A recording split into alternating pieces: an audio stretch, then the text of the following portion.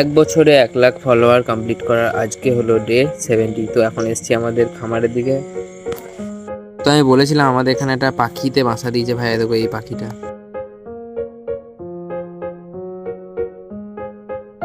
তো এখন বাড়িতে শুয়ে আছি।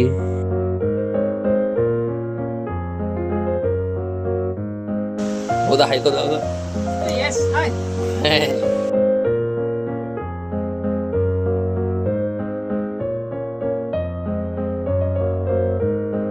তখন যাচ্ছি আমরা কস বা ফুচকা খেতে।